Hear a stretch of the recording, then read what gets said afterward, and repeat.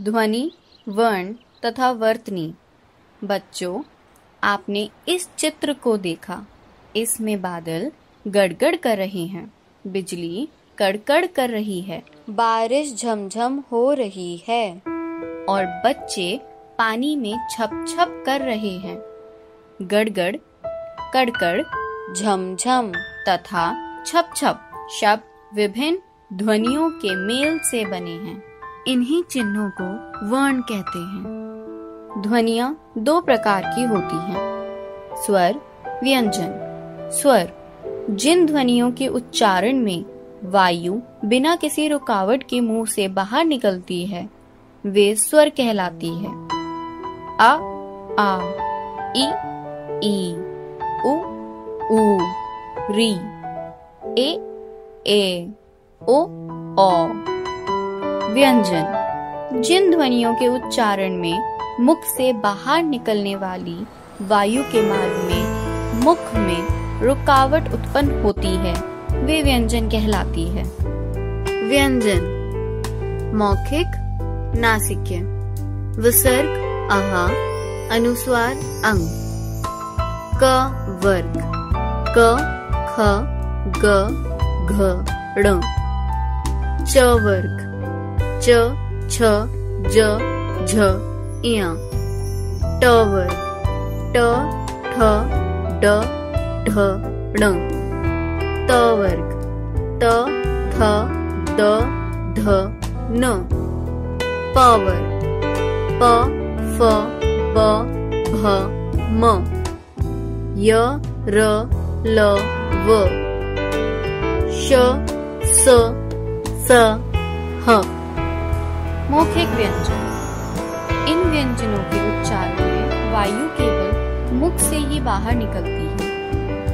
नासिक्य व्यंजन इन व्यंजनों के उच्चारण में वायु मुख और नाक दोनों से बाहर निकलती है। आगत ध्वनियाँ जो ध्वनियाँ विदेशी भाषाओं से हिंदी में आई हैं, वे आगत ध्वनियाँ हैं। आइए इन्हें जानते हैं। अ अंग्रेजी के शब्दों डॉक्टर, कॉलेज आदि में उच्चारित होने वाला स्वर आगत स्वर है।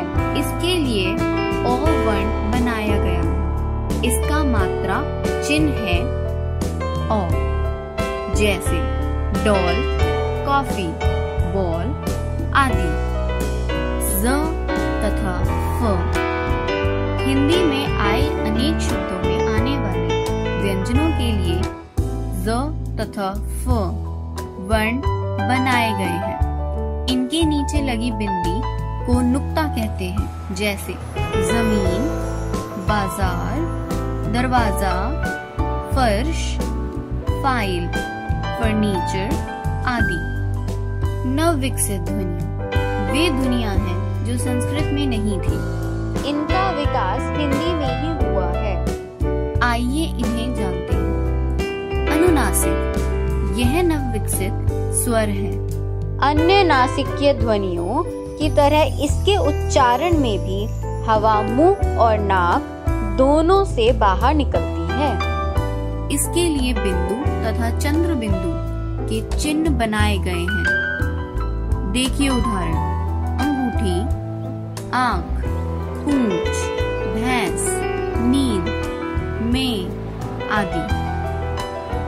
ड तथा ढ ड तथा ढ व्यंजन ड तथा ढ से भिन्न है। ड ढ का प्रयोग कभी शब्द के शुरू में नहीं किया जाता। ये व्यंजन या तो शब्द के बीच में आते हैं या अंत में, जैसे लड़का, घोड़ा, मोड़, जोड़, बूढ़ा, बाढ़ आदि।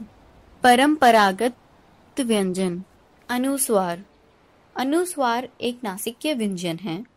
इसे बिंदु से लिखा जाता है। इसे वर्णमाला में अंक के रूप में दिखाया जाता है। विसर्ग इसे वर्णमाला में आह के रूप में दिखाया जाता है। हिंदी में भले ही हम विसर्ग का उच्चारण ह के रूप में करते हों, पर संस्कृत में आए शब्दों को विसर्ग लगाकर ही लिखते हैं, जैसे प्रातः, अतः, स्वतः, पूर्णतः आदि। मात्रा चिन्ह व्यंजनों के साथ मिलाकर लिखे जाने वाले स्वर वर्णों को ही मात्रा चिन्ह कहते हैं। प्रत्येक स्वर अ को छोड़कर की अपनी अपनी मात्रा होती है। स्वर, मात्रा चिन्ह, मात्रा के साथ व्यंजन, शब्द में प्रयोग। अ कोई मात्रा नहीं। क जमा अ क, कम, कल, कर। आ क जमा आ, का, कान, काम, काल। ई क जमा ई, की, किला, किनारा, किसान। ई क जमा ई, की, कील, कीमत, कीचड़। उ क जमा उ, कु, कुल, कुछ, कुआं। ऊ क जमा ऊ, कू, कूल, कू, कूट। री क जमा री, क्री, कृषक, कृपा, कृपाण। ए क जमा ए, के, केला, के, केसर। ए क जमा ए, कै, कैद, कैलाश, कैसा। ओ क जमा ओ, को, कोयला, कोस, कोट। औ क जमा औ, कौ, कौआ, कौन, कौशल। हमने सीखा ध्वनियों के लिखित रूप को वर्ण कहते हैं। जिन ध्वनियों के उच्चारण में मुख से वायु बिना किसी रुकावट के निकलती है वे स्वर कहलाते हैं। जिन ध्वनियों के उच्चारण में मुख से बाहर निकलने वाली वायु के मार्ग में रुकावट उत्पन्न होती है वे व्यंजन कहलाते हैं। व्यंजनों का उच्चारण हमेशा स्वरों की सहायता से होता है।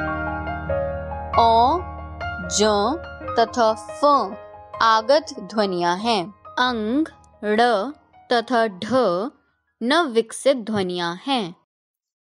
अनुस्वार, विसर्ग तथा क से ह तक सभी व्यंजन परंपरागत व्यंजन हैं।